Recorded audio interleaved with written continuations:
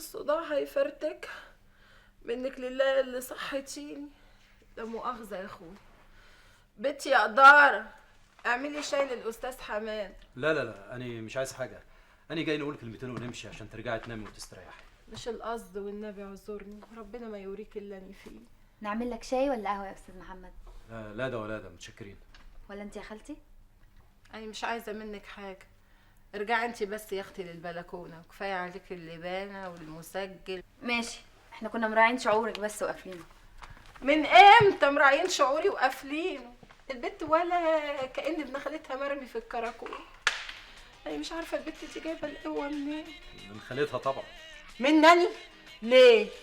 جبتني القوة منين؟ ده انا غلبانة وحيلي مهدود، هو انا في حد زي ربنا اللي يعلم؟ لازم تبقى قوية يا أبلة عشان خاطر مغاوري. هو فين مغاوري؟ مرمي يا حبة عيني على الأسف. أنت هتروحي بكرة تزوريه وهتتكلمي معاه. لازم تقنعيه وقولي الحقيقة لما النيابة تسأله تاني. حاولي تعرفي منه هو ليه كدب الكدبة الخايبة دي. ماذا وإلا هيجددوا له الحبس. ها؟ عايز تموتني، عايز تضغطني. ايه يا رزع، في ايه اللي حصل في دماغك؟ وعهد الله ما هنسيبك اللي قاطع النفس. دراعي يا رزع هتكسريه. مية الابلاتين اللي في دماغك لدع. ايه ولا اللي خلاك تعمل كده؟ بتكذب ليه يا ولا؟ بتكذب ليه يا ولا؟ ان شاء الله يبقى ربنا ينتقم منك. بتقل على نفسك بالكذب. سيبيني بقى انا نصرخ ونلم عليك العساكر يجوا يرنوكي علقه تفشفش عظمك. الحقوني، رزع اتسعرت. ايه اللي بيحصل هنا دوت؟ وانت مالك؟ ميعاد زيارتي نعمل فيه اللي انا عايزاه، ابني وبنقدمه. الله اكبر عليكي، ما عرفتيش تربيه في بيتكم، جاي تربيه هنا؟ سيبيه بقى. وانت مالك يا سيدي؟ تسيبني ليه؟ امي وخالتي في نفس الوقت، سيبها تربيني كده. طب خلصي عليه، قطعي حتت.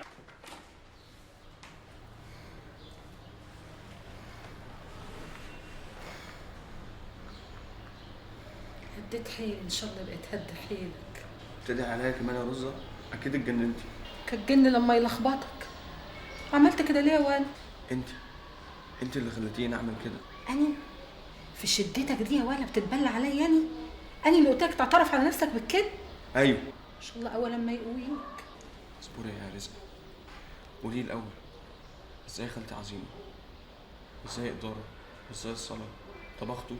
لا طبخنا ولا غسلنا ولا الدنيا لها طعم من غيرك. مش شايفين إلا سواد.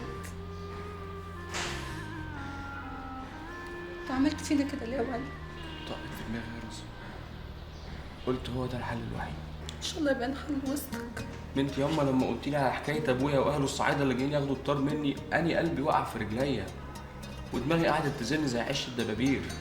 قعدت نفكر هتعمل ايه في المصيبه السوداء دي. ما هو اني لو سبت الصغيره وجريت زي ما انت بتقولي مش هيأسوا وهيفضلوا ورايا لحد ما يمسكوني ويقتلوني في المكان اللي انا هستخبى فيه. لما عطيه المخبر كده خدني قلت بس هي دي احسن مكان نستخبى فيه هو السجن. وقلت في الاول ايه، اطلع تمنية حشيش وادبس نفسي في كام سنه سجن في الامان. لقيتهم بيقولوا لي انت عرفت الغريب الدش انك قتلت واحد اسمه خميس. قلت بس هي دي تأبيده في السجن، عبال ما اطلع بقى يكونوا يأسوا ورموا طوبتي. يعني إيه اللي رمتك الرمية دي؟ أنا اللي عملت فيك كده؟ يقطعك يا رزق، يقطعك يا رزق، يخبتك يا رزق، يا مصيبتك يا رزق. ان شاء الله يبقى يجيلك خبرك يا رزق. رزقه ما تعمليش بنفسك كده يا رزقه. انا كل اللي تقوله لك ده كدب، ارميه.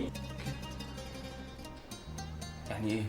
يعني مفيش اهل ولا طار ولا حد جاي يقتلني من الصعيد؟ ولا من الصعيد ولا من بحري ولا حد بيعبرك ولا بيستعرك ولا بيسأل عنك من اساسه. وابويا اللي ولا ابوك كلي ولا امك كلي. رزقه انت بتقولي كده عشان اغير اقوالي قدام النيابه. انا عايزه انطلقك عشان يقتلوك يا هبل. امال ايه الحكايه اللي انت بتحكيها دي؟ انا كنت خايفه ياخدوك مني. ياخدوني ايه يا رزقه؟ انت مش لسه قايله مفيش؟ هما مين اللي انت هتجننيني؟ مش هم يا ولد، مش هم. امال مين المره دي بقى؟ مين المره دي؟ عصابه من شباغه؟ طب انت لما هتطلع انا هنقول لك الصدق وهنجيب لك المصحف وهنحلف عليه اننا نقول الصدق. يا شاويش زنفل، يا باشا شاويش زنفل، يا عادل صول زنفل، يا سيادة اللواء عايز ايه؟ وايه الدوشه والغاغه اللي بتعملها دي؟ عايز نروح النيابه، عندي اقوال جديده.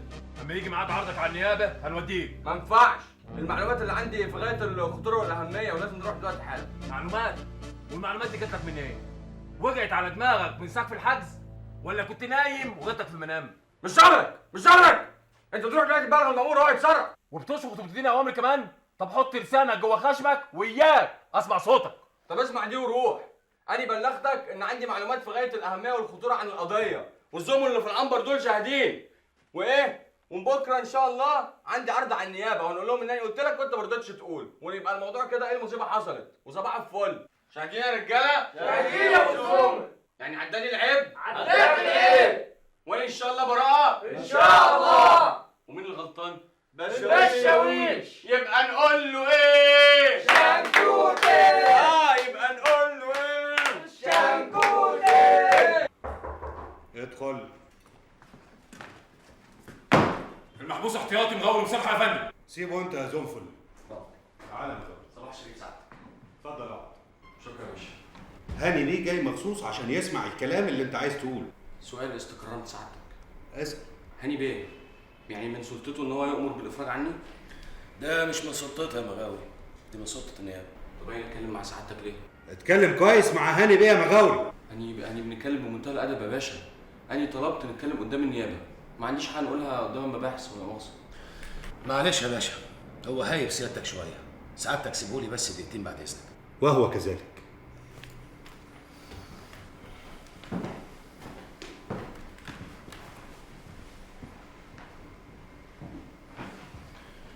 أيوة يا مغاوي، مش عايز تقول لي حاجة؟ نهائي يا باشا. ولا فوق روحك هلا، شغل الساعة ده مش معايا أنا، شغل الساعة ده تعمله مع الأوباش في حواري السيالة.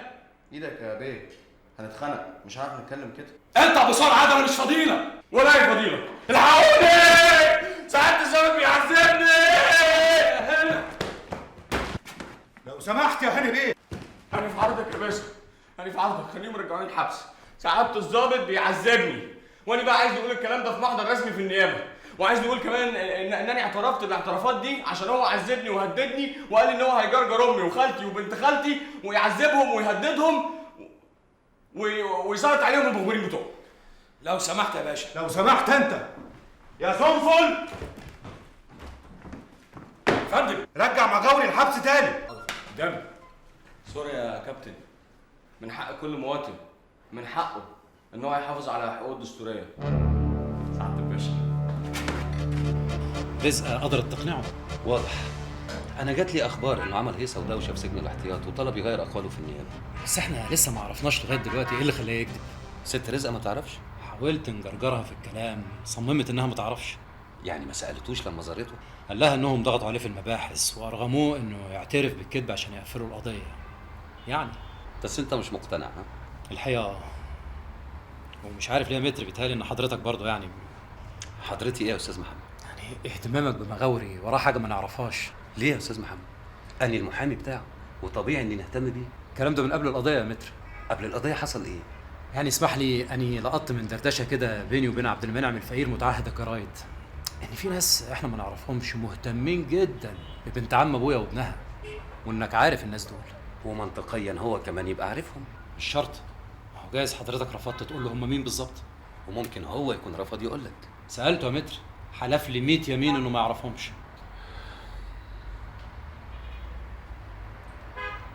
استاذ محمد، أنا فعلا معجب جدا بشخصيتك، وعشان كده أنا هنكون في منتهى الصراحة معاك. واني هنكون شاكر جدا. أنا فعلا جايز مهتم بالست رزقة ومغاوري، لأن الناس اللي أنا بنمثل مصالحهم مهتمين بيهم، والناس دول رافضين إن نجيب سيرتهم لأي حد بأي حاجة. وحضرتك عارف يا أستاذ محمد إن المحامي زي الطبيب، يعني أمين على أسرار عملائه، ومحظور عليه مهنيا وأخلاقيا إنه يفشي أسرار عملائه إلا بإذن مباشر وصريح من العملاء دول. اني كده فهمت ومش هلح عليك. بعد اذنك يا متر. شرفت يا استاذ محمد. وبالنسبه لموضوع مغاوري اطمن خالص، بكره ان شاء الله هيعاد عرضه على النيابه وهتفرج عنه ان شاء الله. عن اذن حضرتك. مع السلامه. الو. اهلا اهلا اهلا يا استاذي، كل شيء تمام، احنا في انتظاركم. عندي احساس ان خالتك وابن خالتك وراهم مفاجاه ما تخطرش على بال بشر. مفاجاه ايه؟ وايه اللي عندهم يعني ممكن يفاجئونا بيه؟ يعني مش عارف، يمكن الولا مغاوري هيتفاجئ زيك، انما خالتك رزقه وراها سر محدش يعرفه الا هي، الا بقى اذا كانت قايله لحد من حبايبها. حد زي مين يعني؟ زي امك مثلا. تعرف، امي فعلا تعرف حاجه، واني حاولت نقررها اكتر من مره بس فشلت. تفتكري يكون ايه يا ضره؟ محمد، انت منزلني من بيتنا وجايبني مقعدني هنا عشان تكلمني في اللي مدارياه امي واللي مخبياه خالتي؟ لا ابدا، بس انا يعني من ساعه ما قدرت نميلوا دماغك ونقنعوك انك تقابليني، وانا مش عارف اول ما هشوفك هنقول لك ايه يعني، فقلت اقول اي كلام. مش عارف تقول ايه ولا مش لاقي حاجه تقولها؟ لا، ده اللي انا عايز نقوله لك كتير قوي يا ضره. بس والنبي ما تقولش يا ضره دي. ليه بس؟ ما احنا كنا بنقولها زمان. كنت وكان ده كان زمان، وما عادش فاضل من زمان ده حاجه. لا، ده زمان ده زي ما هو، لا اتغير ولا نقص. ده انت بتضحك على نفسك بقى يا جدع. لازم تصدقيني. ما بنصدقش، بطلت، حتى صوتك وكلامك مش طايقه نسمعه. لسه برضه مش قادره تنسي ولا تسامحي؟ يمكن نسامح، لكن ننسى ازاي؟ ننسى ازاي يوم ما استنيناك انا وامي واخويا وخالتي في الميعاد اللي حددتوه انتوا عشان تيجوا تقروا الفاتحه، ولا جيت لا انت ولا امك ولا اختك، وبعتلي ورقه مع اختك الصغيره تقولي فيها هنبقى نتفق على ميعاد تاني. وتاني يوم سافرت على مصر واشتغلت هناك وما عبرتنيش طول 6 اشهر. جاي بعدها تقولي ننسى؟ يا اخي حرام عليك، انت جنسك ايه؟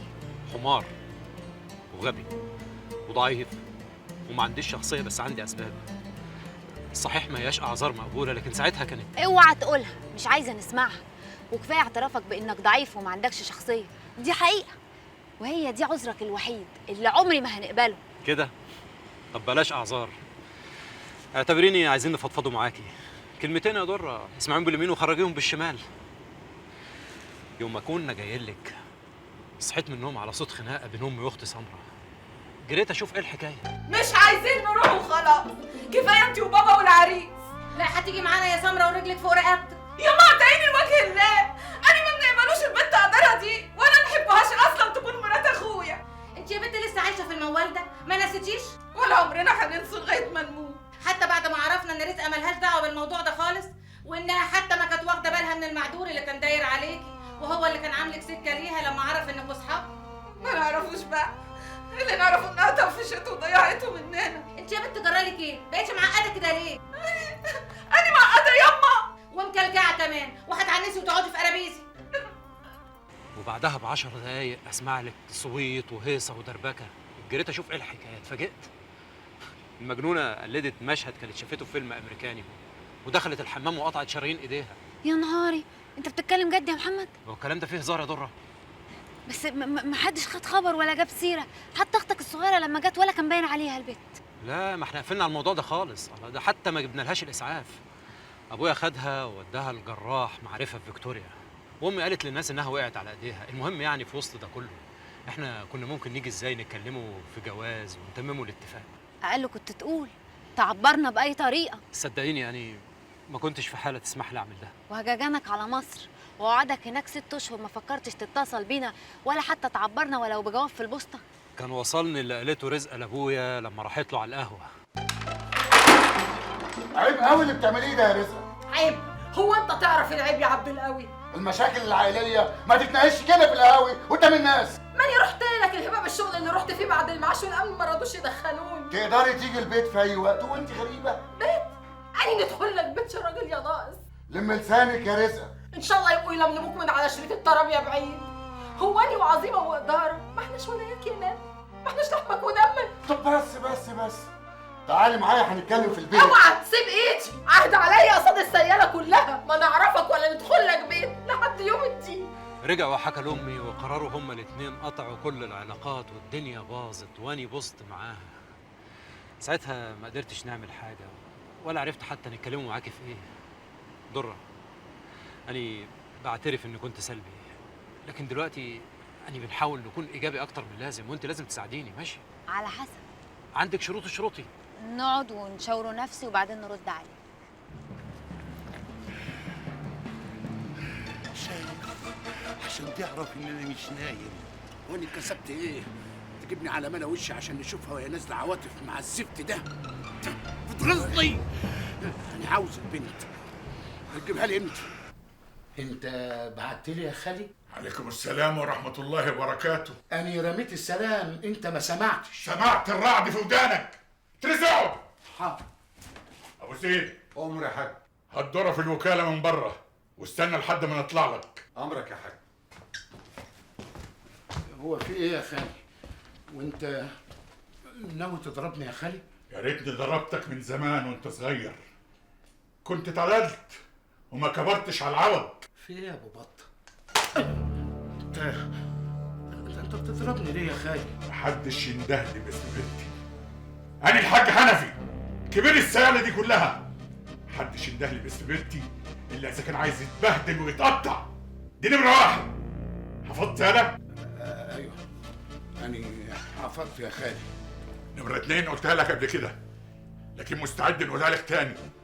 سمعتك اللي بقت زي الطين، وكل يوم والتاني يجي لي واحد ويقول لي حش ابن اختك حش ابن اختك. أنا راجل في حالي يا خالي، ما بنقربش من حد إلا اللي يجر شكلي ويدوس على صوابعي. والولا مغاوري ابن رزقة كان داسلك على صوابع؟ بس أنا كده فهمت مين اللي ملا دماغك عليا يا خالي. ما تتهربش من سؤالي، ما تخلينيش تطلع في شري. بالهداوة بس يا خالي. الولد ده قصني ببضاعة ب5000 جنيه، ومع كل إن أنا سامحته وقلت عوضي على الله، إنما يجي بعديها يتهجم عليا في محل أكل عيشي ويسوق عليا اللبش وتلقيح الجتت ويهزقني قدام السوق كله. ده اللي ما يرضيكش يا خالي. قمت أنت ملزق له تهمة؟ أنا ما لزقتلوش أي تهمة، ده هو اللي اعترف لي ومستعد نحلف على المصحف إن هو اللي قلب عظمة لسانه. أنا اللي قتلت راجل الأعمال اللي لقوه في المنتزه. وأنت بقى على نياتك وصدقته. وأنا مالي؟ وأنا هندخل جوه ضمير وندعبس؟ لا يا ابن حسنية، محدش بيدخل في ضمير حد. بس اسمع يا ولا، واجب برضو نكلمك على بلاطة. أنا واد زهقت منك وطهقت منك ومن أفعالك، ولولا عظم التربة اللي تاوت المرحوم أمك لا كنت سألت فيك ولا عبرتك من أساسه. كتر خيرك يا خالي. عايز خيري يكتر صحيح يا غريب؟ يا ريت أنت تؤمر وأنا أنفذ. قدامك سكتين، اختار لك واحدة منهم. يا تبطل تجارة في المسروق والمغشوش والممنوع وترجع لتجارة المرحوم أبوك، وأنا نقف معاك ونساعدك، وفي نفس الوقت تبطل عشرة المشبوهين والأوباش وتكف أذاك عن الناس، يا إما تهج من هنا وترحل عن سمايا وسما السيالة كلها، لأن مش هستحمل بعد كده واحد يجي يقول لي ابن أختك عمل وسوى. ساعتها بشرفي ما هنعمل حساب لقرابة ولا الدم ولا أي شيء، وبإيديا دول هنخلص الناس منك ومن أذاك وشرك. زهد عليا حنيني خدني دلالك عايشكي وانت ناسيني، ده انت النسايم اللي بيها العمر حالي، انت يا سيدي تحس بيا تروح بحنيني اللي بيها العمر حبيبي، انت يا سيدي تحس بيا تروح بحنيني. رجعت من بره مفرفشه. كانت فين بنتك يا عظيم؟ كانت عند رندا صاحبتها اللي ابوها موعدها انه هو هيشغلها في الشركه بتاعته بس لما يرجع من السفر. ورجع بالسلامه؟ باين له اصلي ما سالتهاش. طول عمرك كدابه خايبه يا عظيم. عيب كده يا رزقه. الله، ده انا اختك الكبيره ما تهزقنيش. ما انت لما بتكدبي بتلخبطي وبتطيني الدنيا ما بتسبكيهاش. واني هنكدبه ليه بس؟ عشان بنتك ما كانتش عند صاحبتها، وانت عارفه واني عارفه هي كانت فين. طب ومال؟ ما احنا عارفين ده من زمان. تكدبي عليا يعني ليه؟ عدو. ايوه عليك يا رزقه، ما انت مقاطعه بيت عبد القهوي من يوم الحكايه اياه. ما رضيناش نقول لك بقى لحسن تتعفرطي وتتعاركي معانا. احمينا يا رب من اللي مخخم هريسه.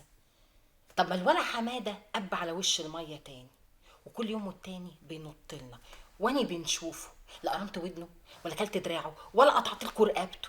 اهو بقى اللي جه على بالي وقلت كده خلاص. ده حتى كتر خيره قايم نايم بموضوع مغاوري دلوقتي. خلاص بقى يا رزقه، بيقولوا ان مغاوري هيفرجوا عنه بكره. ما هو ده اللي انا شايله همه. اما امرك عجيب قوي، بقى عاتله هم مغاوري لما يخرج من الحبس. تصدقي وتصدقوها ازاي دي بقى؟ هو انا يا بت مش قلتلك انهم بيقربوا يوم ورا يوم والكدبه الكبيره خلاص هتنكشف؟ اهي دي بقى اللي انا مش فاهماها، الكدبه الكبيره. كل شيء هيبان في اوانه بقى. أنا عارفة الكدبة اللي انت كدبتيها على مغاوري. دي مش كدبة واحدة، دول كدبتين يا ولية. طب التانية ايه؟ الأولانية قلت له إن أبوك مات. رجعت قلت له تاني أبوك كان صعيدي وعليه طار، ولما مات هياخدوا بالطار منك أنت. من مغاوري؟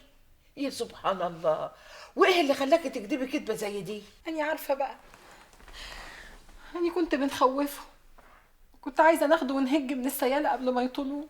بصراحة بقى يا حاج أنا مش مقتنع. مش مقتنع بإيه طبعا؟ يعني سفرية اسكندرية دي اللي طلعت فجأة. طلعت فجأة يعني إيه؟ اخترعتها مثلا؟ ما يقصدش يا بابا، هو بس مستغرب زينا كلنا، ازاي الدكتور يسمح لك فجأة ان انت تسافر وهو اللي كان بيرفض انك تمشي لغاية الجنينة. أيوه مظبوط صح. إزاي بقى عايز تسافر يعني؟ مش جايز لا صحتي اتحسنت وممكن استحمل السفرية؟ وده اللي حصل فعلا يا بابي، الدكتور قال نفس الكلام. طب إذا كان بقى الدكتور قايل لي إن الحاج مصمم يسافر وإن هو شخصيا ما قدرش يقنعه وده حصل قدامي، يبقى لكم انتوا كلام وانا ومامي كلام تاني خالص. انتوا بتناقشوا ايه؟ مسألة سفر دي ما فيهاش فصال خلاص. يبقى حد مننا بقى يطلع معاك اسكندرية. أنا مستعد. وأنا جاهز. لا انتوا ما تنفعوش، المفروض يا بابي اللي يطلع معاك حد يقدر يشوف طلباتك، اكلك دواك حمامك، يعني جنس لطيف.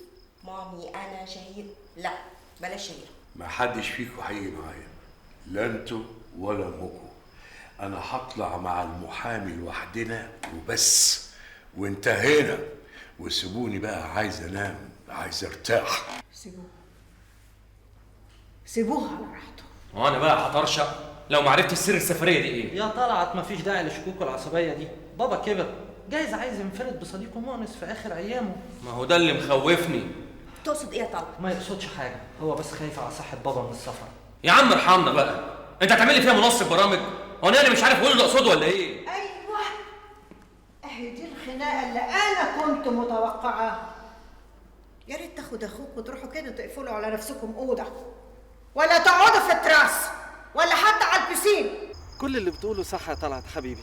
يا ساتر على برود أعصابك يا أخي. احنا مختلفين وده واضح من زمان، لان كل واحد فينا ليه دماغه وعايز ينفذ اللي في دماغه. طيب يا هادي يا رزين يا متمالك اعصابك قوي، ممكن تقولي بقى مين فينا اللي هيمشي اللي في دماغه؟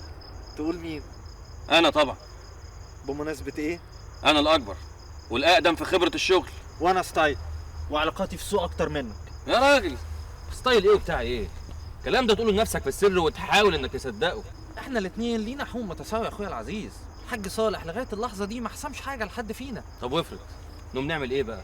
ندمر شغلنا في المجموعة المهولة دي كلها واحنا بنأسفن لبعض؟ كل واحد فينا بيمهد الارض لنفسه، والراجل على وشك انه يعمل تشيك اوت ويسافر. ولما انت عارف كده يا اخي مش قادر تصبر الشوية دول ليه؟ واتفاجئ بيك حاطط ايدك على الجمل بما حمل، ابقى عبيط. طب والحل يا اللي مش عبيط؟ نتفق سوا ونقسمها دلوقتي على الورق. ازاي؟ واخواتك وعزك جوز اختك. الله الله الله الله الله الله. اسمت هانم؟ طب ما تنضمي لهم بدل ما انت واقفه كده تتجسسي عليهم. انا ما بتجسسش على حد، انا كنت قاعده هنا على التراس وهم اللي عدوا كانوا بيتكلموا بصوت عالي. عن اذنك. ورايحه على فين؟ هدخل انام بس هطمن على بابا الاول.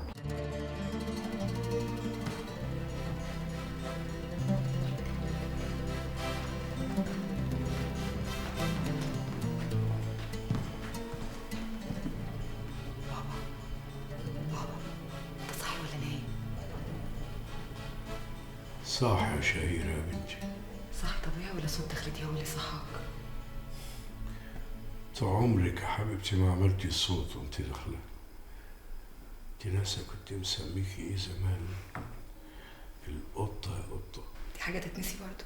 بس عمرك ما خربشتي حد غير نفسك. مش وقته يا بابا، أنا مش عايزة أصحيك أكتر من كده، بس أنا حاسة إن واد بيقول لك اللي أنا سمعته على البسين. يوزعوا التركة على بعض وانا لسه على وش الدنيا. عادي ما تزعلش نفسك يا صالح. انا مش زعلان يا مؤنس، انا بس خايف. خايف من ايه يا صالح؟ خايف يجي اجلي قبل ما الحق ارتب اللي ورايا.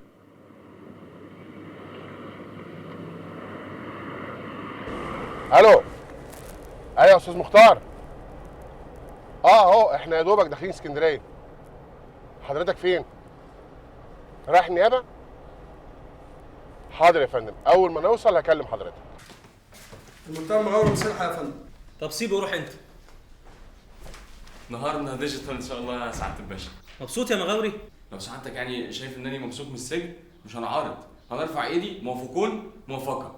ولو سعادتك برضه يعني شايف ان الابتسامه اللي انا فارشها على وشي دي على قمتين يعني لزوم الادب، عشان يعني طبعا في حضره السيد وكيل النائب العام، انا برضه مش هنعارض. مش واضح انت عارف انا حبستك احتياطي ليه يا مغاوري؟ عشان كتبت يا باشا. ولا عشان مذنب؟ لا يا باشا، لا، انا مش مذنب وقررت اقول الحقيقه وكل الحق ولا شيء غير الحق، والله على ما نقول شهيد. اقعد قول يا مغاوري.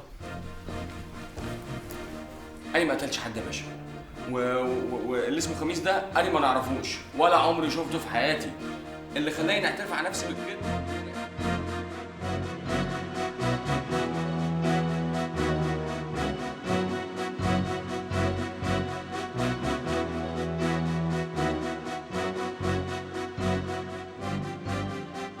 اكتب عندك: وقد قررنا حفظ التحقيق في القضية المحالة من قسم اللبان بساعته وتاريخه، والإفراج عن المدعو مغاوري مصلحي عبد الستار من سرايا النيابة بضمان محل إقامته. يحيى العدل، يحيى العدل يا باشا.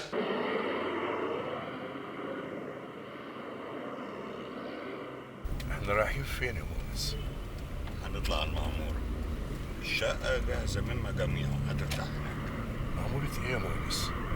أنا مش جاي أصيف، أنا جاي المهمة محددة لازم أنهيها عشان حزمة تانية. هما مين؟ اسمت وولادها. افتكروا إن أنا وقعت الوقعة الكبيرة، ما استنوش حتى الدكاترة يقولوا لهم إيه الحكاية. وتخيل أنت بقى المنظر، وأنا لسه بتمرجح ما بين الغيبوبة والفوقان وسمعتهم بيتخانقوا حوالين سريري. بيتخانقوا على إيه؟ على التركة، كأنهم واثقين من موتي. لا أنا مش ممكن أتخيل ده. ما أنا زيك برضه ما كنتش مصدق، لكن الحقيقة كانت حواليا من كل جهة. شفتها بتغزق عينيا. شفت نتيجة البذرة اللي رميتها في أرض بور وسبتها لإسمت ترويها بمية مالحة. شفت نتيجة ابتعادي عن مسؤولية تربية أولادي. إزاي بقى اللي أنت بتقوله ده؟ ده أنت معيشهم أحسن عيشة ومدخلهم أحسن مدارس، صرفت عليهم ألوفات يا أخي، اللي في جامعات بره واللي في الجامعة الأمريكية. أنت مش مخلي. مش مخلي إيه بس يا مؤنس؟ ده أنا خليت أهم حاجة. خليت الحب والحنان مع التربية. أنا ما صدقت شلت عن كتافي ورحت رامي على إسمت. حتى البنتين اللي مش من بطنها، طبعا إسمت ما توصتش. أنت مش كنت دايما تقول لي يا مؤنس كلمة مش كلمة، هي جملة غريبة كده كنت تقولها لي زمان، اللي معناها إن الإنسان اللي ما عندوش مشاعر حب وحنية ما يقدرش يديها لحد تاني. فاقد الشيء لا يعطيه. بالظبط، هي دي، فاقد الشيء لا يعطيه. واسمت بقى جواها رخام سيراميك، لا توصل له الحرارة ولا تطلع منه. كل اللي جواها خطط، تدابير وحسابات وبس. وده بقى اللي قدرت تديه لأولادها. طلعتهم راضعين لبن ديابة، ما يعرفوش غير ياكلوا وينهشوا ويغرزوا اسنانهم في اي لحمه يشوفوها. اول ما شموا ان الديب الكبير وقع جريوا قعدوا يعضوا في بعض عشان كل واحد فيهم يلحق يحط اسنانه قبل التاني في اللحمه اللي سابها. طب اهدى مش داعي تنفعل، الانفعال مش كويس عشانك. قلت لك انا ما كنتش مريض. ايه يا مؤنس، المرض ده كان ستارة أنا مستخبي وراها عشان أتفرج، عشان أراقبهم من بعيد وهم مستنيين موتي يوم ورا يوم. طب تصدقني يا مونس لو قلت لك أنا خفت. دمي تلق في عروقي. خفت من ايه يعني؟ منهم خفت يكتشفوا ان انا صحتي كويسه، يغضبوا ويستعجلوا وهم يموتوني. لا يا راجل ما تقولش كده، ما وصلتش. لا يا اخي وصلت يا مؤنس، وصلت من زمان، وشفتها في عينيهم اول ما فتحت عينيا وهم حواليا، واول ما طلع صوتي ولمحت خيبه الامل في نظراتهم، بعدت جبت الدكتور رياض، حلفته انه ما يقولهمش الحقيقه، واقنعته ان كتمانها عنهم ما فيهوش اي اساءه ولا خيانه لمبادئ مهنته، طالما انه بيصارحني انا، وانا المريض صاحب الشأن. يعني انت ال3 سنين دول بتتظاهر انك عيان؟ ايوه لما احب حالتي تتحسن اقابل اصدقائي، اخرج علشان ما ازهقش، ولما احب حالتي تتاخر ارقد في السرير، وبعدين اتحسن وارجع اتعب. كنت ارمي الدواء اللي ما باخدوش من وراهم، واخد بس الفيتامينات والحاجات اللي مش مضره، وهي اللعبه نجحت. وانت دلوقتي في حاله التعب مش كده؟ دي اخر خطوه في اللعبه يا مؤنس. المساله بقت خطيره ولازم تتلحق بشكل نهائي. انا من يوميها سبت التجاره لطلعت والمجدي وامهم، واكتفيت ان انا اراقب من بعيد عن طريق عصام بره وشهيره بنتي جوه.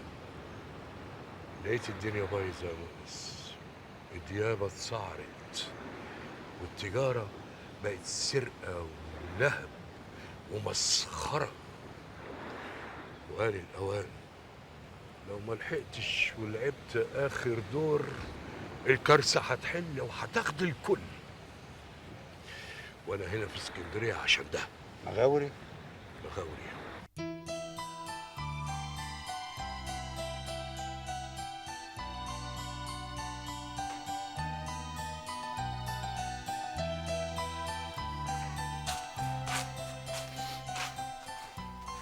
ايه ده؟ تعرفيش ياما ايه اللي صح مغاوري بدري كده وقعدوا في البلكونه؟ ما اعرفش، انا شفته الصبح وصبحت عليه ما ردش، ما سمعنيش. مغاوري موغه انا مش سامعني. مغمد الو. سامعك يا قلق، سامعك وماليش نفسي نرد. ليه يا قلق؟ ورايا شخصيه. وايه اللي مصحيك بدري كده؟ هو نمت من اصلا عشان نصحى. طب يلا نفطروا مع بعض وبعدين تقول لي مالك. اتكل على الله، انت شوف شغلك يا صلاة وسيب. هنخطف ركعتين الصبح الاول. ربنا يقبل. في ايه يا ولد؟ مفيش حاجه يا امه، وما تفتحليش سين والجمعه الصبح. لا كلني، ولما ما فيش حاجه سهران الليل بطول الليل تعد النجوم لغايه الصبح. بنحب، والحب مطار النوم من عيني. يا حلوه يا حلوه، انا عارفه ما يعملش كده غيره، اسالني انا. والنبي امه اعملي معروف وسيبيني في حالي. انا دي اقدر. يا لهوي يا لهوي يا لهوي. طب قول لي هي مين ورحمه امي نجيبها لك من شعرها خش شعرك على لغايه عندك. فيكي من يكتم السر؟ في بيك. طيب وما تتهوريش وما تعمليش والليله وما تمديش ايدك ولا لسانك. ليه؟ هو انت هتبلينا بمين؟ هنقولك، بس خليك انت هنا واني هنبعد المسافه الكافيه عشان ما تطبقيش في زماره رقبتي. ما تجيش ورايا، ها؟ طب أنا مش هنيجي وراك، وأني هنقف مكاني هنا وأنت مكانك كده. مين؟ أم وحيد. أم مين؟ بنحبها وعايز نتجوزها. تاني هينطلين عيشتك وعيشتها، خد هنا يا ابن المفتاح. استنى يا ادم انا ما تجرينيش وراك يا جدع. عايز ايه يا صلاح؟ عايز ايه؟ جاي ورايا ليه؟ انت مش كنت بتلبس عشان تروح شغلك؟ انت بلبكلي دماغك، قلت نيجي نطمن عليك.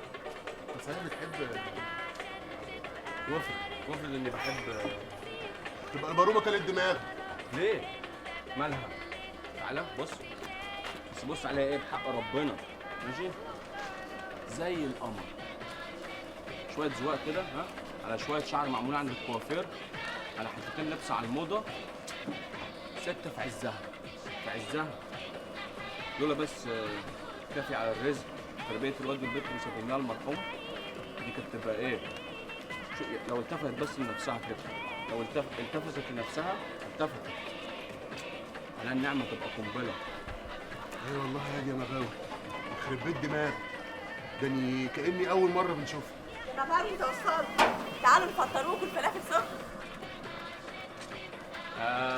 متشكرين كتر خيرك. انت صحيح بتحبها يا دي مغاوي؟ بحبها يا صالة، فوق يا صالة. انا بس كنت عايز رزق. يلا انت، يلا بقى زق انت عشان يعني عندي مأمورية عاوز اقول النهارده. مأمورية ايه دي؟ يا صالة زق، يا صالة زق، هيلبوك جزا يا صالة زق. ماشي، هنشوفك النهارده بالليل عشان تقولي على المأمورية دي. ماشي، اجري انت. يا مغاوي انت فين يا راجل؟ الناس مستنيين. خدتوا ثانية وجاي لكم محل. فهمت.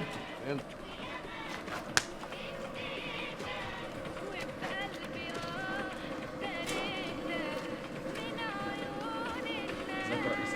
الله يسلمك. مال؟ مالي ايه؟ يعني أول مرة تناديني باسم ماني مش باسم ابني. استطعمت الأولى يا رئيس. مالك يالا؟ بتبص لي كده ليه؟ لا بصي، لا ما اعرفش. بصي انا هنمشي يعني دلوقتي وهنيجي تاني بالليل عشان نشوفك يعني على رواق. خيبك وقلق. عجايب. ماله مغاورة يا ست ام وحيد؟ مش على بعض كده. مالكش دعوة، خليك انت في شغل. روح مع البهوات وخلص. روح مع بقى وخلص؟ لا نفهم. اروح معاهم فين؟ فسحه يعني؟ هيجيبوا لي جلاتي وازوزه سقعانه ويودوني السينما؟ هو انت ما قلتلوش يا باشا منى؟ وشرفك قلت له يا سعاده البيه. مغاوي ايه الحكايه؟ ايه الحكايه انت يا عم عبد المنعم؟ في ايه؟ انت قايل الناس دول جايين يشوفوني واديني جيت اهو شافوني، مساء الخير. دلوقتي عايز تيجي تقول لي روح معاهم؟ لا نفهم. هم هيفهموك كل حاجه. يا اخ مغاوري مش احنا الناس اللي عايزينك، احنا بس هناخدك فيه. وهم ما جوش ليه؟ الظروف. اخ مغاوري انت قلقان مننا ولا ايه؟ طبعا قلقان منكم يا عم الحاج. اني ما نعرفكمش وكلامكم معايا مقطوع وملاوع. تعالوا لي دغري اروح معاكم لحد تايلاند. انت فاهم على فكره وبتستعبط. حلو قوي يا عبد الورد. اني فاهم وبنستعبط. اركن انت بقى على جنب وادي لنفسك اجازه وانا نروح مع البهوات ونتفاهم في الطريق. اركن؟ انا في الموضوع ده من مبتداه محدش هيخرجني منه ابدا. ليه انت قلت عليا وبعتني؟ انتهينا يا جماعه، احنا جاهزين نتحرك معاك يا راجل. اعملوا حسابكم انا معاك، مش هنسيب حقي ابدا.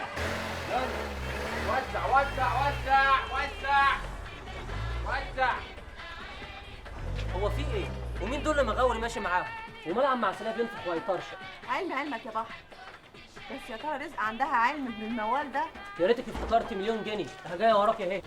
عايزاك يا رئيس. طب قولي صباح الخير الاول. خلي الصباح لاهل الصباح، في بيتك يا رئيسه نبقى نتكلم. يعني ما تسالش رايحين على فين يا مغاوري؟ متهيألي مغاوري عارف. الظاهر ان احنا زعلناك من غير ما نقصد. يا عم الحاج انت هو خلونا نخلص من المشوار ده. اني صاحي الصبح مزاجي قافل ودماغي ما فيهوش خرم ابره. ينفع نروح للراجل ده من غير كلام استكرمتم؟ اتخرجتي ليه؟ ما تنطقي. قولي انت كلام غير ده. ده الكلام اللي عندي واللي صبحت بيه على الريق النهارده. يبقى اتخبلتوا انتوا الاتنين في ساعه واحده. ولا يمكن يكون انا اللي اتخبلت ومتهيألي اني بنسمع الكلام الفارغ ده. يعني هو الولا من دماغه كده؟ يا رزق عيب، حرام عليكي. أنا برضه وش الكلام ده؟ وش ولا عفاه وانت مش واحده وفيك النظره ولسه صغار والولا شاب. مغاور يا اخويا الصغير. صغير مين يا صغيره؟ ده الفرق بينكم ما يجيش 10 سنين.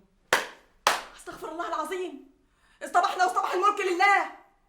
هاتي يا رزقه من الاخر وقولي لي عايزه ايه؟ انت اللي عايزه ايه يا رئيسه؟ عايزه نوصل للمحروس ابن اختك. بنشغله وعاني منه وعايزه نتجوزه. اشحال ما كانش على ايدك وشفتي بنفسك الرجاله اللي داروا ورايا بعد المرحوم ابو وحيد الله يرحمه، بدل الراجل 10 وكلهم رجاله مال وهدومهم، ما فيهمش صايع ولا عيل مجرم وراه في الشوارع. انقطع لسانك انت اللي يلقح عليه بالكلام. عايزاني اقول لك ايه؟ وانت جايه ترمي بلاوي المحروس ابن اختك عليا على الصبح؟ حرام عليكي. اتقي ربنا، ده انا بالرب يتامى وماشيه جنب الحيط. بصي بقى، الليله هنيجي للحبيب ابن اختك، هنيجي ندب صوابعي في نن عينه لو قال اني كنت بنشغله ولا بنجر نعم معاه. عارفه لو قال كده اقسم بالله هاخد في وش انا وعيالي وهسيب لكم البلد باللي فيها. ها ايه اللي اني نيلته منك لله يا مغاوري؟ صباح الخير يا رزق. زيه زي اي صباح. عايز ايه؟ لا اله الا الله، ده احنا لسه بنقول يا فتاح يا عليم يا رزاق يا كريم. عبد المنعم يا فقر، شايفهم ولا لا؟ هم ايه دول؟ اللي بيتنططوا في وشي، عدهم كده. لا اله الا الله، ده انا جاي اقول لك اللي عملوا فيا مغاوري على الصبح، انتم تشقطيني وتحطيني في ميه بتغلي. الله يخرب بيتك يا مغاوري، البيت خالتك لبيت اللي عايز يعرفك عمل ايه تاني؟ ادخل اتفضل.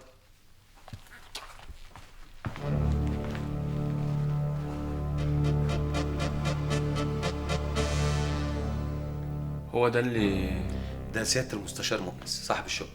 وسيادة المستشار مؤنس صاحب الشقة هو اللي عايزني؟ لا طبعا، عموما دقايق وهتعرف كل حاجة يا مغاوري. انا هدي خبر لصالح بيه. استريح يا مغاوري. ودي قاعدة على الله، بس الفيلم ما يطلعش سكة. يلا دور يا هندسة.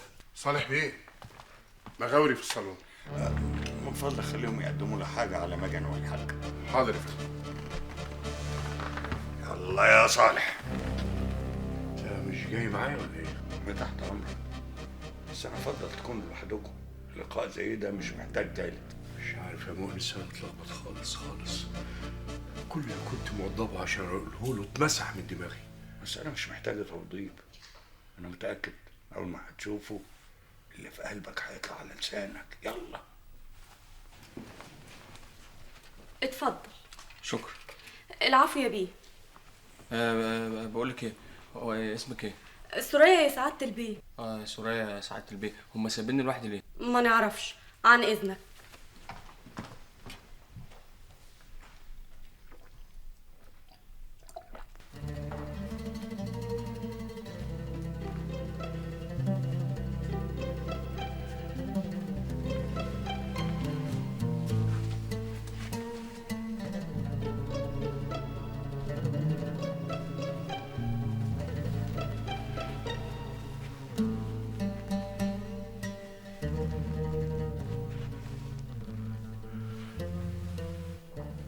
اهلا يا ابني. اهلا.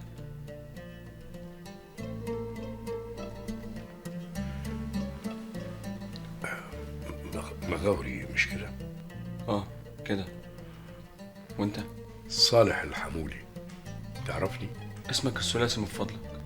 ثلاثي ايه؟ اسمك الثلاثي من واقع شهادة الميلاد. صالح عبد الستار حسين الحمولي. صالح ولا مصالحين؟ تبقى عرفت. مش محتاجة ذكاء ولا فهلوة، مش محتاجة. اتفضل يا حاج، ارتاح، اقعد ارتاح عشان الوقفة تتعبك. طب يا ابني، مش الأول تسلم عليا؟ اسلم عليك ونترمي في حضنك بقى ونبقى بنصرخ وانت تقعد تعيط وصوتك يرتعش وانت بتكلمني، ويبقى فيلم قديم من اللي هم بتوع الابيض واسود، بتوع عبد الحليم حافظ واحسان رياض وامين رزق. اقعد يا حاج، اقعد وسمعني انت عايز تقول ايه.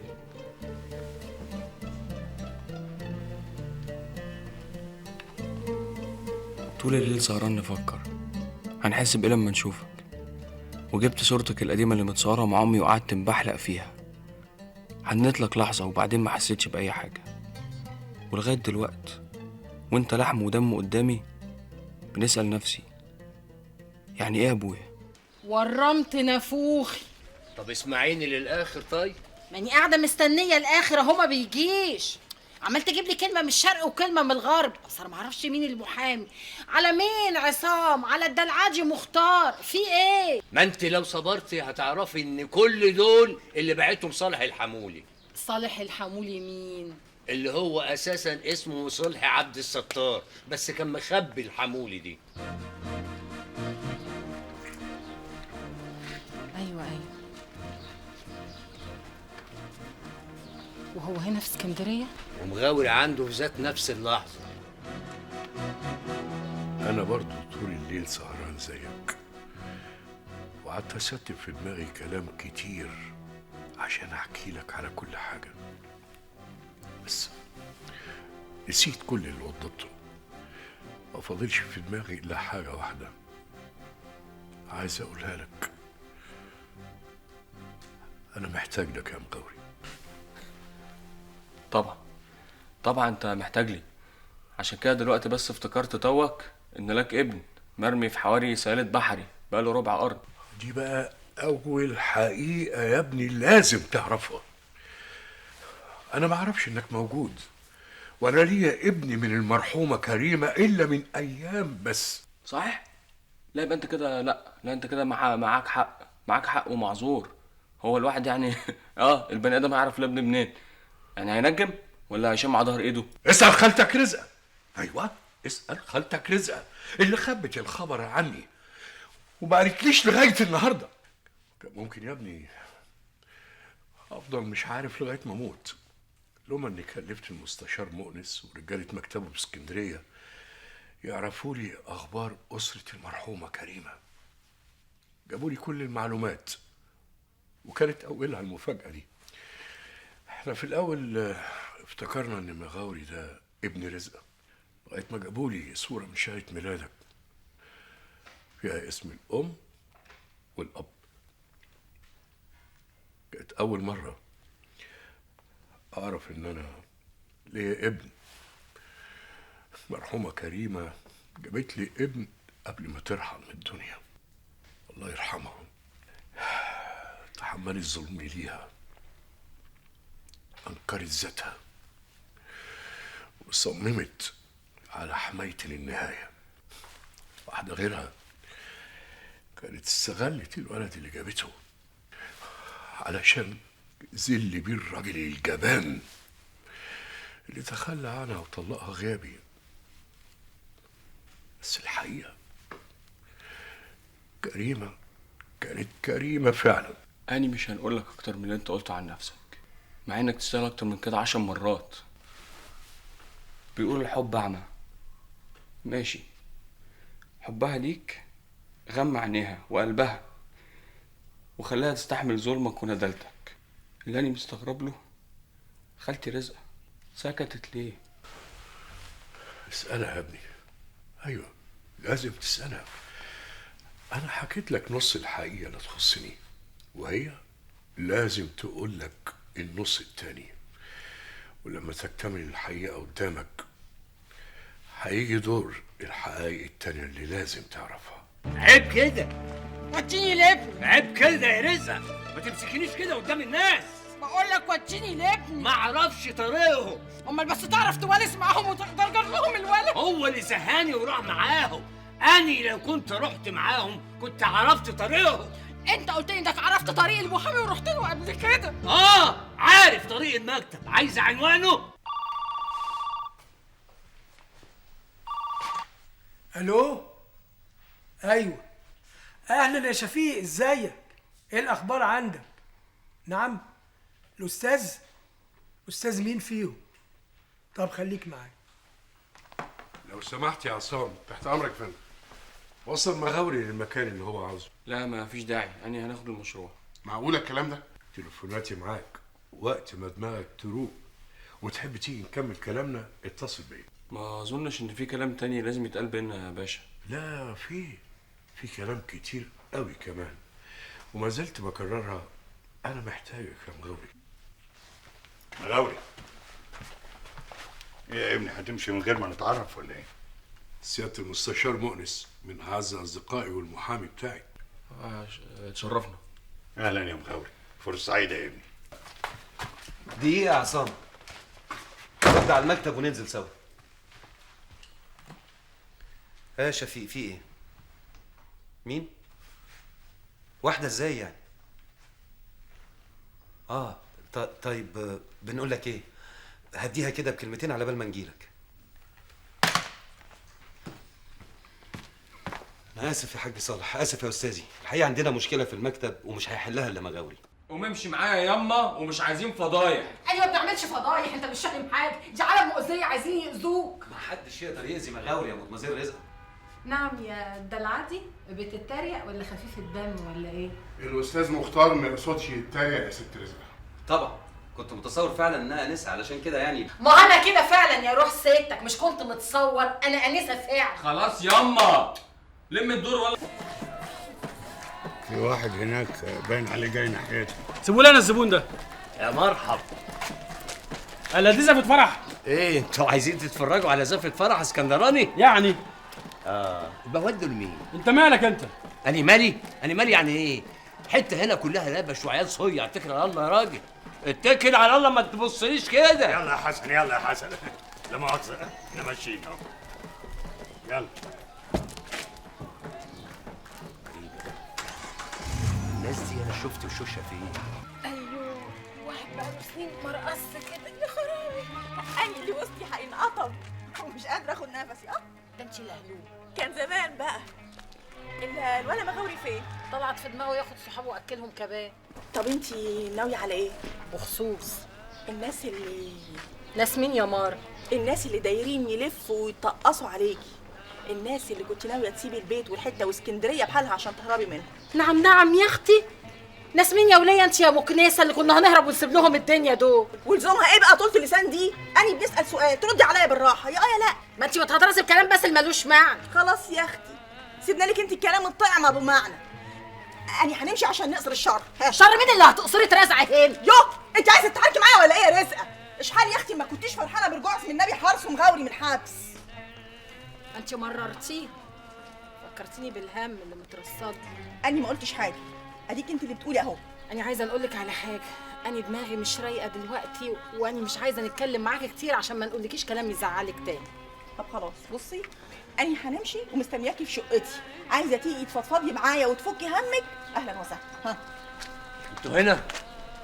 انت فين يا رزا؟ انا بندور عليك. انا اهو. عايز ايه؟ فوتكوا بعافيه. الله يعافيك. معلش انا مش قادر نقف. شكلك كده شايل كلمتين على كتافك، انفضهم عشان نخلص. الناس هنا في اسكندرية.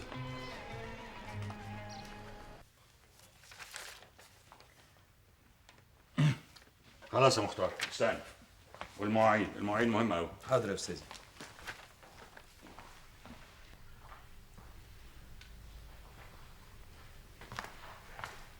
اصحى.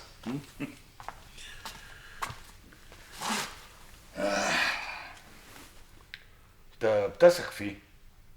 مين؟ عصام؟ الوحيد ده غيرك طبعا. ايوه يعني هو فاهم دلوقتي انت ناوي على ايه؟ الحقيقة يا مؤنس انا ما قلتلوش، بس متهيألي فاهم. هو اذا ما كانش فاهم هيفهم دلوقتي طبعا. طب ده بقى يخليني اسألك، انت واثق في مختار الصبي بتاعك؟ الصبي بتاعي؟ الله يسامحك. معلش يا مؤنس الاصل غلاب. ايوه. المهم دلوقتي قول لي انطباعك ايه لما شفت الولد؟ مغاوري ما تمليتش منه، زي ما يكون في حلم، بس طلته امه كأنه هي بالظبط، بس طبعا اسم مش هو. لو اتجوزتني هنجيب لك ولد ونسميه صلاح، عشان يبقى صلاح مصلحي. مش مصلحي ده اسمك الحقيقي برضو. الدواء ساعتين. يعني المدة كلها قضيتها غنى وفرفشه ولعب كوتشينه لدرجه اني ما كنتش عايز نخرج. يا سلام بقى، انت عشان كده قريت واعترفت على نفسك؟ بس لا اهطل، ده تكتيك تاني خالص. طب ما تقول لنا التكاتيك ده يا موجة. لا ما مسألة شخصية ومحدش يسألني. ايوه بس ممكن الحكايه كانت تقلب جد وتلاقي نفسك لابس قضيه قتل. هي فوضى، اي حد يقول اني قتلت يمسكوه، مش في حاجه اسمها بحث وتقارير وادله. انا سمعت كتير قوي بيقولوا الاعتراف سيد الانيميا. انت في الحلاوه يا نمية. خليك يا عم انيميا بقى في الاكل اللي انت عمال تلغه، وانا مش عارف هو بيروح فين اساسا. فعلا انت وهو. لا سيد بقى حمايه، بقى صاحب الانتيم، يعني ما حدش يدوسنا على طرف. دمك يا مغاور. دمك يا سوسو. ما دام خلصت اكل مين هيدفع حساب؟ وده سؤال؟ اللي معاه طبعا وما حدش فينا معاه. يعني ايه؟ يعني تخش تقول للخواجه صاحب المخيل مغاوري واصدقائي اكلوا وعايزين اجلوا في صوت للجلسه الجايه. يلا يا اخوانا. لو هتأهلك انت وهو، شغل السلبطه والسنتحه ده مش عليا، يتحاسبوا على اللي طفحته حالا يقبضوا بالكراكون. الله الله الله الله، لزومه ايه اللبش ده يا ابو اسكندر؟ وبعدين احنا زباين ومش اول مره ناكله عند الحاج دعبس والنظام كان ماشي. ايه اللي اتغير في البرنامج؟ ده كان زمان الحاج دايما زرق في بيته وبعافيه، ولاده هم اللي ماسكين الشغل، اوامرهم الشكوك ممنوع. حسابك كام يا معفن؟ 82 جنيه يا نضيف.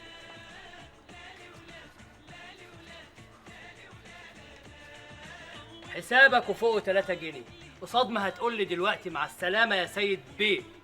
غالي والطلب ببلاش.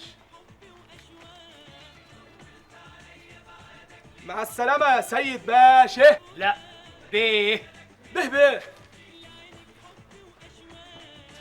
يلا بينا. بينا ايه؟ مش هنتحركوا من هنا اما نعرفوا ايه الحكايه. منين يا سيد؟ من مطرح ما يكون بقى. انت لك اكل ولا بحلقه؟ اكل وبحلقه. بص يعني فيها كل العبر الا اللي حرمه ربنا. وانا نحلف لك اليمين اللي تصدقوا ان الفلوس دي حلال. اياك تكون ورثت عمك اللي في امريكا. راح عند جورج قرداحي بتاع برنامج من سيربح المليون وكسب ال 200 جن. بس يلا خاب انت لما تشوف الحكايه دي. منين يا ابو السيد؟ الفلوس دي فلوس خالتك ام سيد. امك معاها منين؟ كانت محوشه قرشين، كان نفسها في يوم يكملوا عشان تطلع تحج. قلت لها ياما مغاوري محبوس ويمكن يطلعوه بكفاله ورزقه محتاجه فلوس. ادتني 500 جنيه. معقوله يا سيد؟ انت تستاهل كل خير يا مغاور. حد غيرك كان سابني لما جات لي الازمه وهرب، كنت هنموت موتة الكلاب، لكن انت طلعت جدع وما خلصكش تعملها، مع اني قبلها كنت ضربك في بضاعة غريب الدش. يا سلام، برضه الدنيا لسه فيها حاجات حلوه. كفار يا مغاور. الحمد لله على سلامتك. الله يسلمك خالتي. سلامات يا مغاور. اهلا. هو ايه اصله ده؟ مالك؟ هو انت كل ما تشوف وشي سحنتك تتقلب؟ وبعدين انت في حد يكلمك وداسك على طرف يا بنت انت؟ بنت لما بيتك. لما بنت اداره عملت لك ايه يا مغاور زعلتك؟ مين دي؟ دي ولا عش زيها؟ يا عم شوف لك قطه غمضها، انت باين عليك من كام مني وهتولع. يعني انت عارفه؟ ايوه ما هو باين عليك. الله في ايه يا ولاد؟ ما تفهموني. ما تساليها يا خالتي. ما تقولي يا اداره عملتي ايه؟ هنعمل ايه يا صالح؟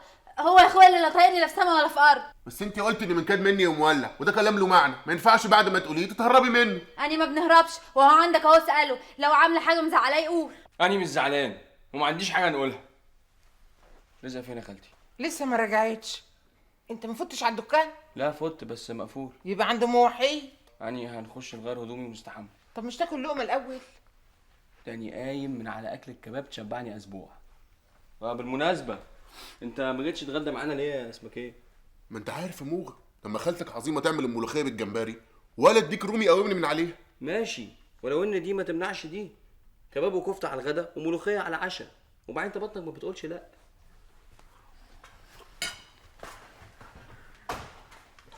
بعيد عن ابن خالتك، انا مش هنسيبك غير لما تقولي لي ايه اللي مزعله منك. أنا عبد المنعم الفقري حلف لي إن هو شافهم بعينيه موجودين في عربية بيتفرجوا على زفة الولد اللي كانت في الشارع. طب ما أنا عايزة أعرف يبقوا مين دول يعني يا رزق؟ إحنا سألنا واتطقصنا، عرفنا إنهم من طرف أبوه.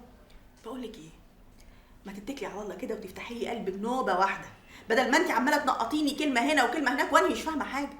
خلاص يا رئيس، الحكاية القديمة هتقب على الوش وربنا يسترها.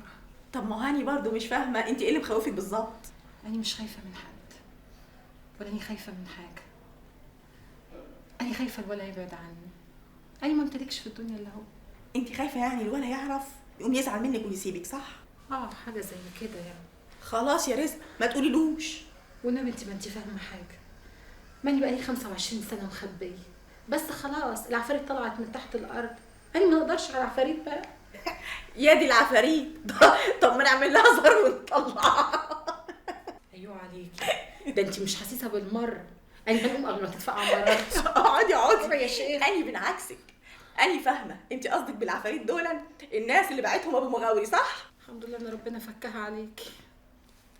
ما هو أنا لو سكت هما مش هيسكتوا، ولو هما سكتوا الولا مش هيسكت. أنا متفقة معاه قلت له اول ما تخرج من الكراكون انا هنحكي لك على كل حاجه. انا ما نقدرش نحكي له على حاجه. عايزه رايي؟ قولي له مغاوري بسم الله ما شاء الله ما عادش صغير، اللي في سنه اتجوزه وخلفه.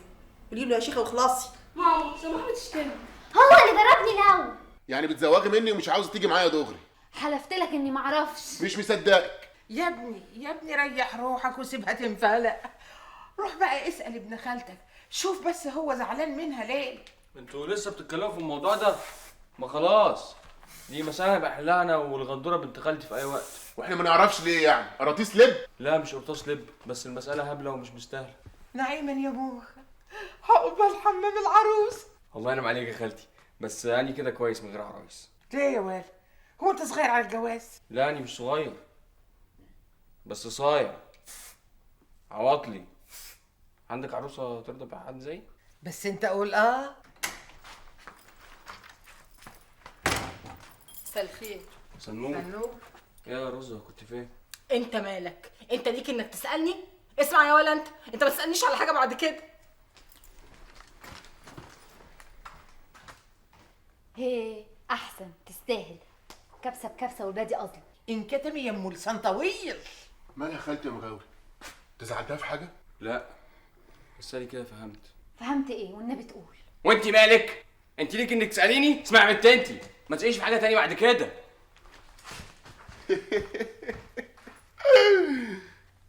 تستاهلي. امشي اطلع بره. يما هما كلمتين عايز نعرفهم منك، مش هنسهرك. انا مش عايزه نتكلم معاك خالص. يما هما كلمتين، وبعدين ما تعملش الحركات بتاعتك دي. انا بنعمل حركات يا ولا؟ يا ريت انا مش حافظك، داخله ضربه العكوسات على وشك عشان تستفزيه ونتخاصم، وما اطلبش منك تحكي لي اللي وعدتني بيه في السجن. انا وعدتك بحاجه في السجن؟ انت هتتبلى عليا؟ انا اتكلمت معاك في حاجه؟ طب هاتي عيني في عينك كده. انت عايز ايه يا مغاوري؟ انت عارفه اللي انا عايزه ياما. ماشي تعالى معايا.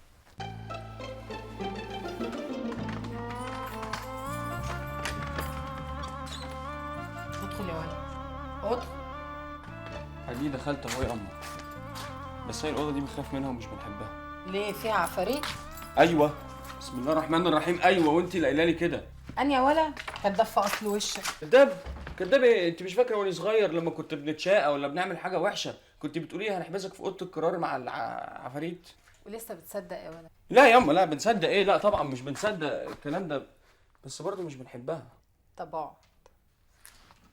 مره واحده بس اتسحبت ورا خالتي عظيمه وهي بتنفض الاوضه، وسالتها ايه العفرطه اللي احنا فيها دي؟ سالتها على العفش ده المتغطي الجديد ده، قلت لها ده بتاع مين؟ مركون هنا ليه؟ لقيتها قامت انفشت في العياط وخدتني بره وحلفتني انني ما اقولكيش ان انا دخلت هنا ابدا.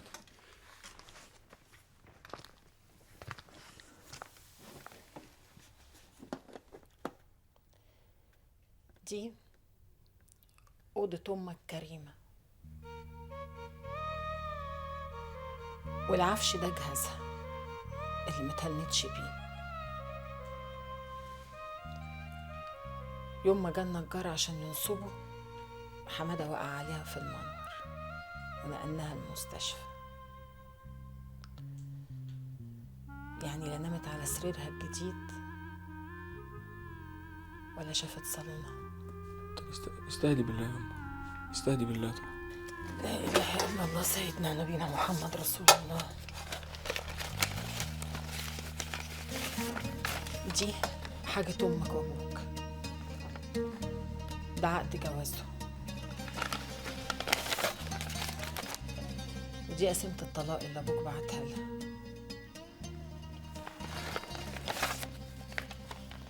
ودي شهادة ميلادك.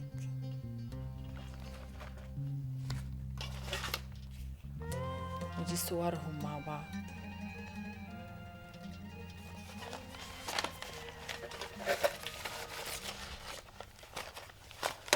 ودي الجوابات اللي ابوك كان بيبعتها لها من مصر. دي سهم صلحي ده ليه يعني يكتب لي الجوابات؟ بيقول لي اللي حصل ده كان غصب عنه، وان امه وهي بتموت صممت انه يطلعني ويوريها القسيمه. يا عميتة ده بيضحك عليكي، ده كان بيتسلى بيكي يومين اجازة الصيف وخلاص. اللي حصل حصل بقى يا رزق، وكل واحد منه لله. واللي في بطنك ده مش هنقول له يا رزق، مش هنقول له. انت عايزة تفرسيني؟ انت لازم ترفعي عليه قضية. مش هنشحت بابني ولا هندخل محاكم. انا رحت للحاجه محسنه مرات بيه وهي قالت لي انها كلمته وقال لها اول ما نولد نروح له وهو يرجعني تاني شغلي في المصنع. بلغيه الاول انك حامل واطلبي منه بالذوق شهريه. ما هو يعني بعت لي بعتلك ايه؟ بعتلك 200 ملطوش متعه ونفقه سنه ومتاخر. اللي ما يتاخدش بالذوق يتاخد بالمحاك. لما ربنا يقومني بالسلامه ونولد يا رزقه ما تقعديش تزني على دماغي قبل الهنا بسنه. ارحميني. كلامك بيشاور على حاجه بعيده قوي يا رزة. بتجيبي من الاخر وتخلصيني.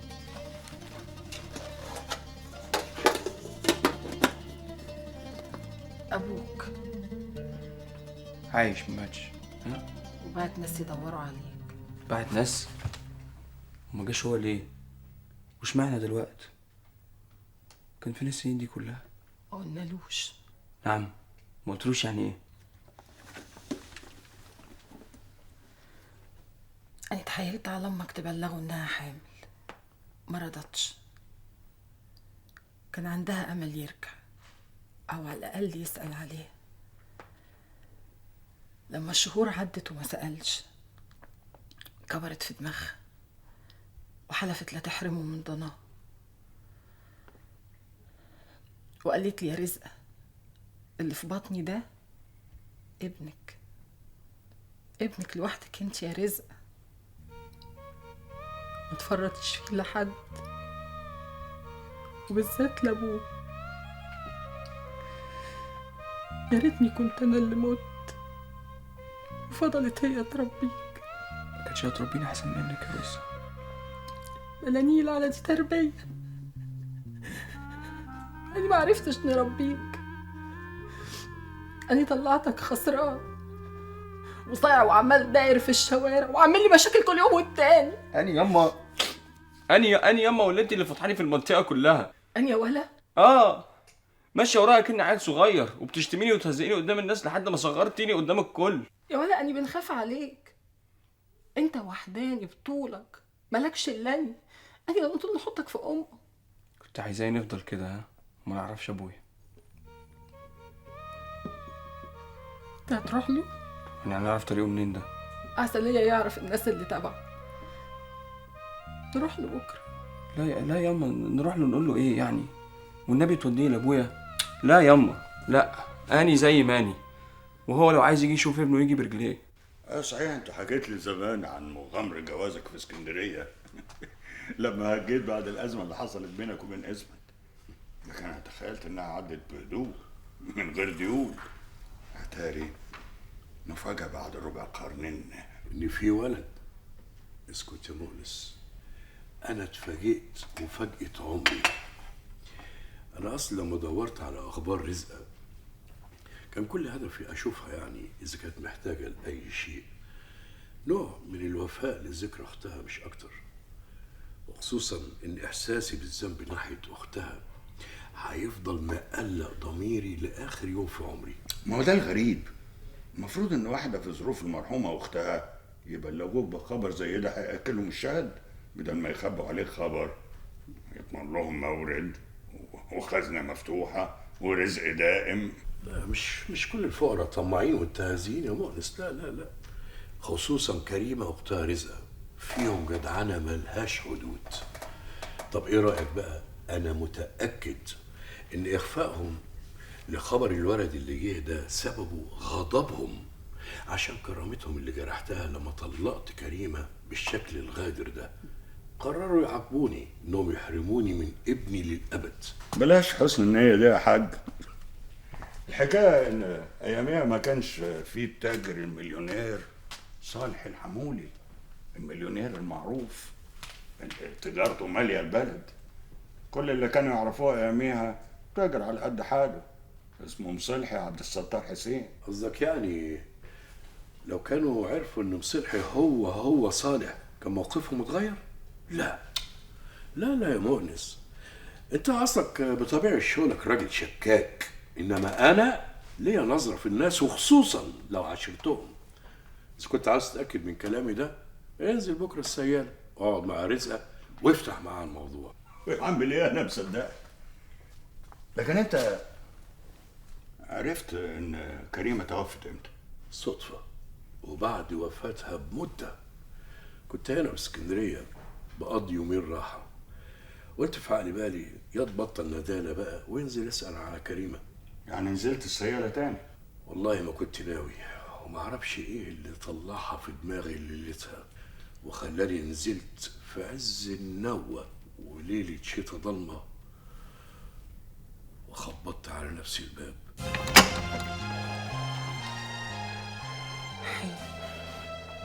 صلحي ازيك يا رزق؟ لو سمحتي اندهيلي كريمة اطمن عليها دقيقة واحدة وامشي على طول. توك افتكرت كريمة دلوقتي؟ سامح كريم يا رزق، انا متأكد اللي هقوله لكريمة هخليها تسامحني على طول. تبقى تسمع منك يوم اللقا بقى. يوم اللقا؟ انت تقصدي ايه يا رزق؟ ماتت.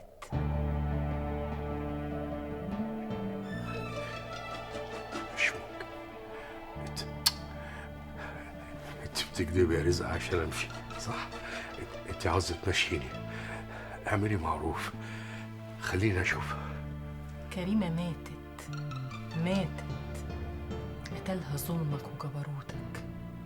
نحلف لك ولا يدخل نجيب لك شهادة الوفاة؟ لا حول ولا قوة الا بالله. إنا لله وإنا إليه راجعون. ما تشرفناش بطلتك تاني. اللي بينا وبينك راح، لا تفكرنا بيه ولا تقلب علينا معاك.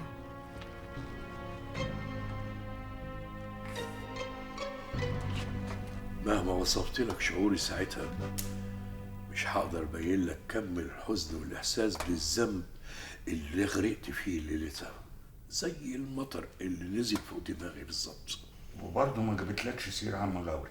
ولا حرف ولا اشاره.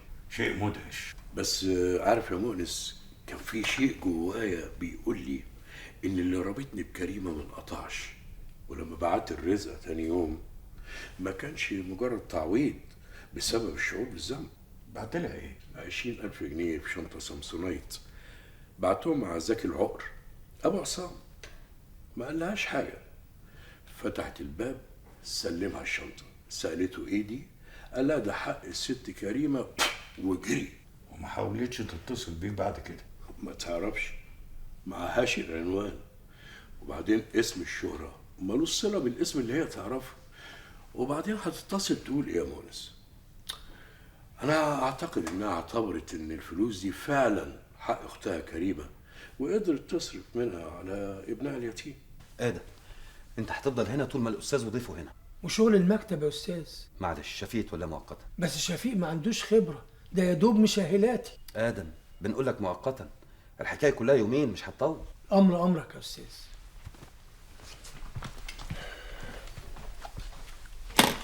تفتكر فعلا يا استاذ مختار ان الحكايه مش هتطول؟ ده يتوقف على الاستاذ والحاج ناويين عليه.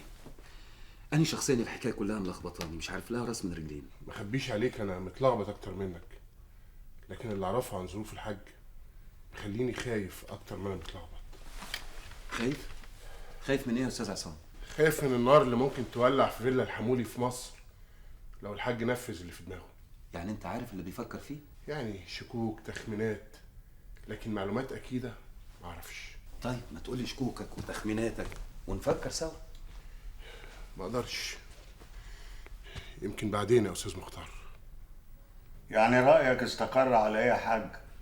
هتنفذ كل اللي قلت لك عليه يا مؤنس. فكرت كويس؟ انا طول المده اللي فاتت من ساعه ما عرفت ما بعملش حاجه غير اني بفكر وبفكر، وكل ما افكر اقتنع اكتر.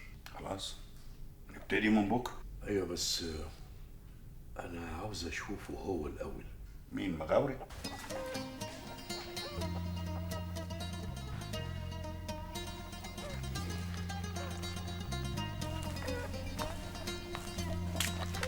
ايه الحكايه يا مغاوري؟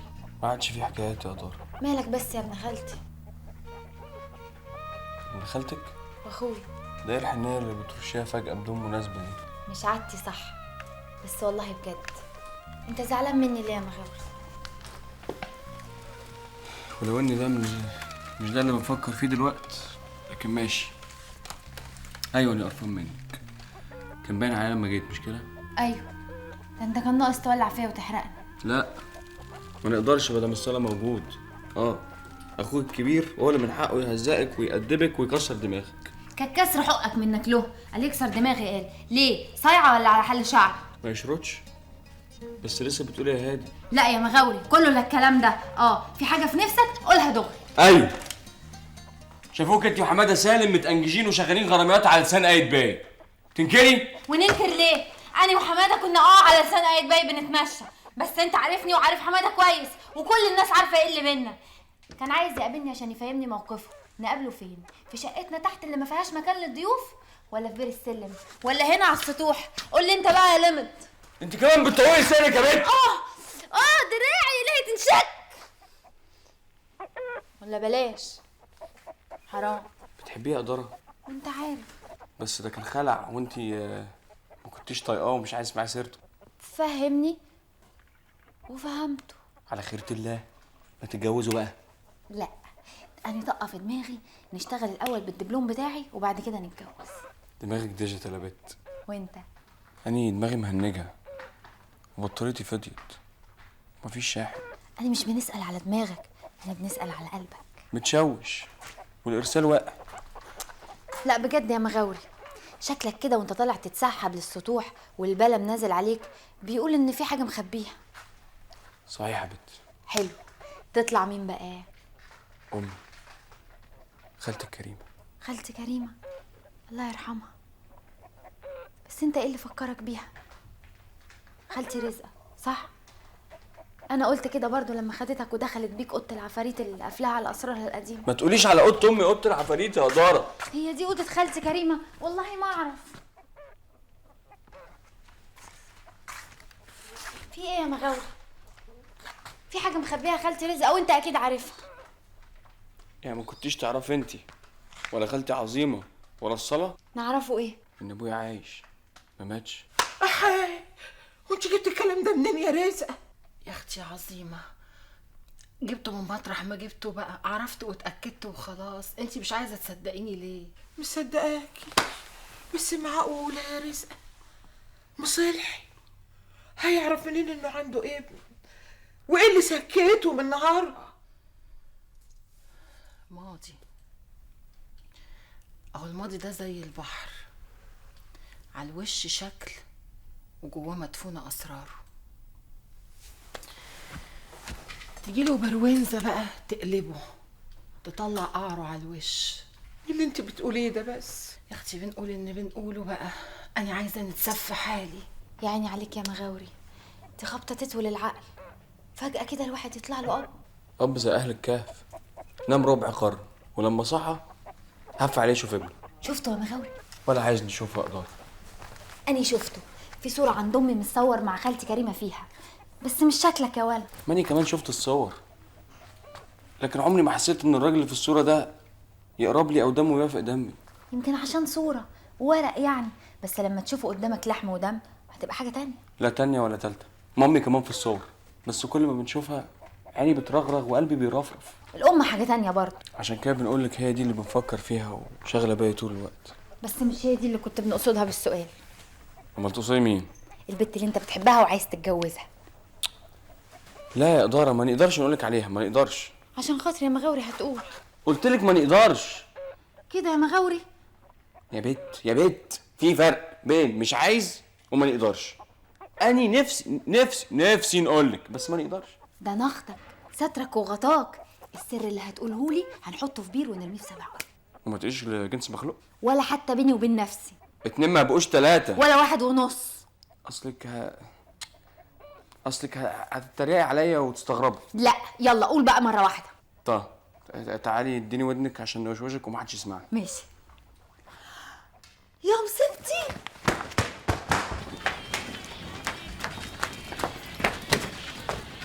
امال فين الباقي؟ اصل الولا ميخا سته ماتت فمش هيقدر يجي النهارده. مالك يا مور؟ طب ما تيجي نقوم ونشم شويه على بعض. يلا ولا حاجه بيه، ساب اهو.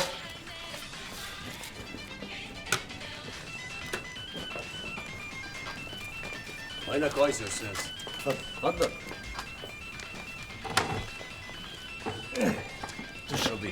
لا معلش انا مش هنشرب حاجه. ودي تيجي برضه يا سيدي، سيبني براحتي. امرك يا سعسليه. شوف يا حبيبي، هات لاني شويه بن وبوري، وهات لي البيه الزوزه. قلت لك مش هنشرب. خلاص نشرب هاني. وكمان اسكندريه في السياله وبالعنيه. واديك بقيت في السياله. خلص. ولا خطيتها ولا نقدر نخطوها. امال انت فين دلوقتي يا نغش؟ نقصد ما نقدرش ننام ولا ناكل ولا ندي الامان قبل ما نصفي حساب زمان. حساب زمان ده مع مين بقى يا خواجه جدع؟ من غير لف ودوران، اولهم مدمزيل رزقه خالتك. حساب اللي بينك وبين خالتي؟ اذا ما كنتش تعرف انا مش هنحكي لك. اسالها وهي تحكي لك، وصدقها في اللي هتقوله، واني مش هنكدبها. وبعد ما تحكي لك قول لها ممدوح الطلياني بيقولك هو عايز يكفر عن ذنبه ويدفع حساب زمان، وجاهز باللي تأمري بيه. طاري، ناخد طاري. طاري اللي هتاخديه من ممدوح الطلياني يا رزق؟ طار بكر. فاكره بكر يا مغاوري؟ بكر. العجله دي يا موغه حلاوه الابتدائيه، اما تاخد الاعداديه هنشتري لك عجله 26. بس انا بقى عايزك تتشطر وتذاكر وما تلفش مع العيال في الحواري. يا لهوي، لو النبي ده كتير يا بكر. مفيش حاجه تكتر عليك انت ومغاوري.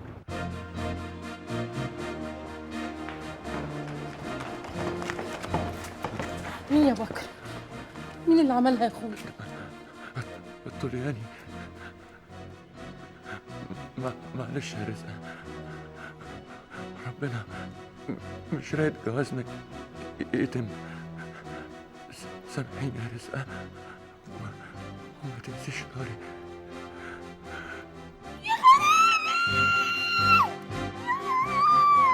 كانت آخر مرة نشوفه دمه محميه وراسه على حجرك، وصوتك وانتي بتناديه جايب من أول السيالة لآخر سيد مرسي. حسيت إن حزنك عليه ستارة سودة نزلت بينك وبين الدنيا، ومتجرأتش أبدا نسألك عشان قفلتي على موضوع بكر ده بالضبة والمفتاح ونسيته، ومبقاش يجي على بالي إلا كل فين وفين لما أشوفك قاعدة كده على جنب وزعلانة من أي حاجة يعدي زي الطيف وانساه. بس أنا ما قدرتش ننسى، ما نقدرش ننسى. أنا اسكندرانية صحيح، أمي اسكندرانية، بس أبويا صعيدي من البداري. مش بخطري، أنا الدم الحامي لسه حاكمني. أنا ما نسيبش طاري. تقصدي إن ممدوح الطلياني هو اللي قتل بكر؟ محدش غيره عملها. ومين قالك؟ بكر بلسانه، وأمني أمانة لا نسيب طار ولا ننساه. الطار في رقبة أهله يا رزق. أني أهله يا ولد. أنتي أهله؟ إزاي؟ جوزي كاتب عليا، كنا ندخل بعد 3 أيام. أبقى أني أهله ولا لأ؟ والبوليس سابوه إزاي؟ بوليس؟ سلامات يا بوليس. قالوا العساكر جاية تدق تهز الأرض، قلت يا خرابي مضاع المال والعرض. يا رزق، يا رزق أنتي هتولولي؟ ما كانش سؤال بنسأله. سؤال تافه واللي سأله أتفه منه. بوليس إيه يا ولا؟ هو المجرم بيقول أني مجرم؟ المجرم عمل عملته وهرب خلاص، محدش حصله.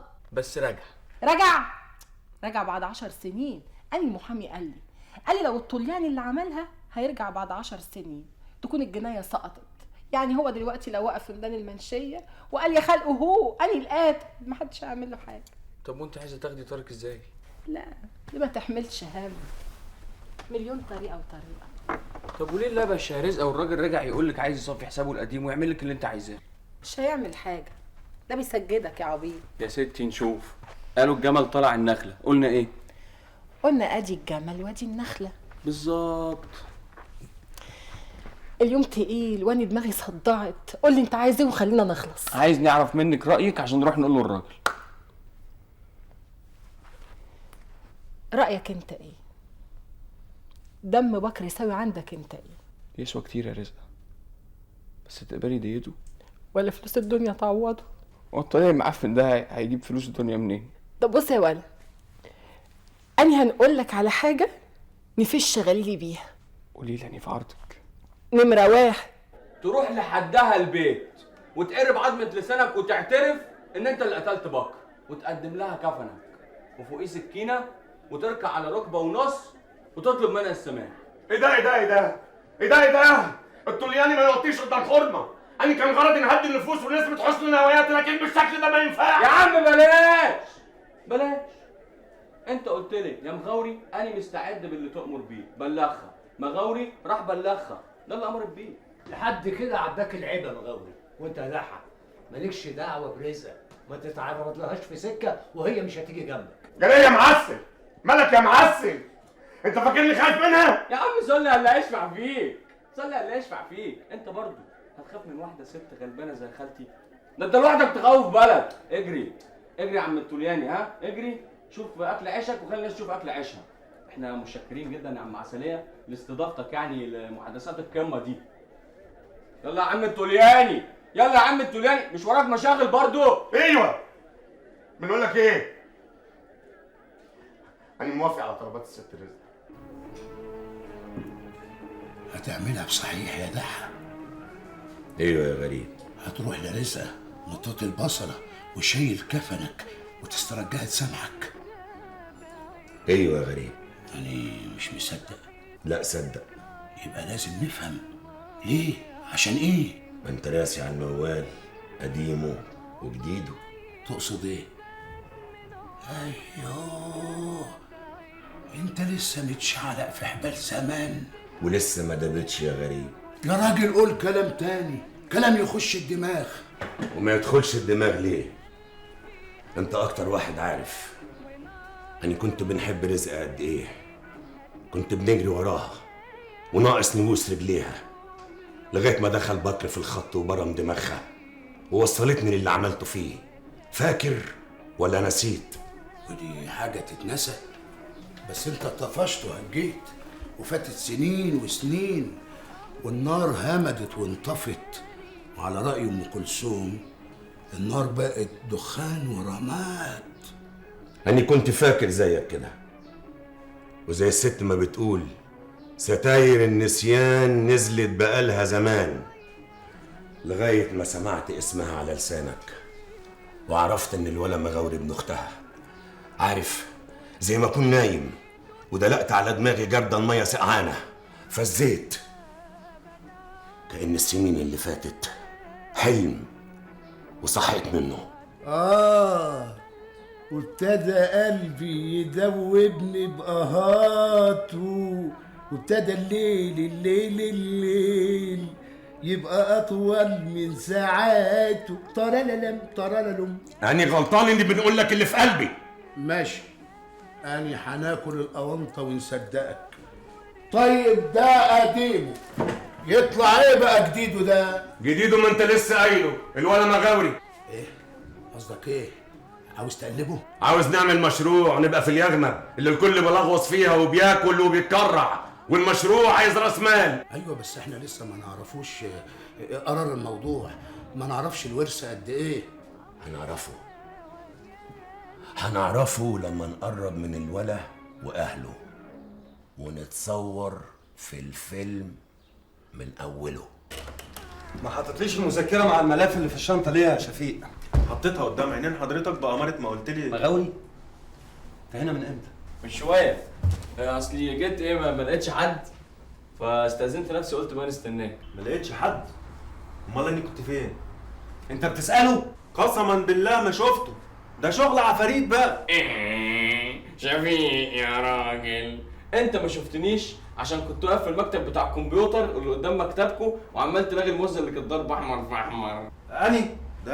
دي كانت بتنسخ مذكره يا استاذ واني رحت نستعجلها. ما خلاص يا شفيق، خلاص يا شفيق انتهينا. روح اطلب كولا كنز المغاوري وشوف لي المذكره التايهه. ولا تايهه ولا حاجه يا فندم، دور بس عليها في الشنطه هتلاقيها.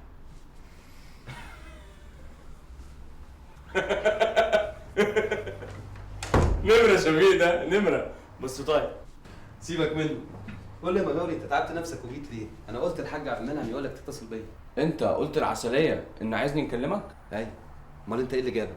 يعني كنت بعمل شويه وما جابليش اي وسيره. انا جاي لك في موضوع تاني عشان قبل ما تفتح اي مواضيع يا مغاوري، انت ما بتكلمش والدك ليه؟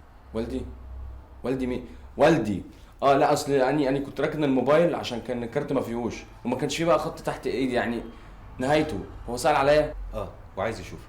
بس هو كان مديني مهله نفكر في كام موضوع كده كان عارضهم عليا وبعدين نقول له رايي، بس المهله لسه ما خلصتش. بس ما يضرش نروح له. هو عايزك تروح له النهارده بالليل الساعه 8 علشان بكره الصبح عنده مشوار مهم لازم يروح. الليل زي النهار، خلينا احنا في المهم. مهم؟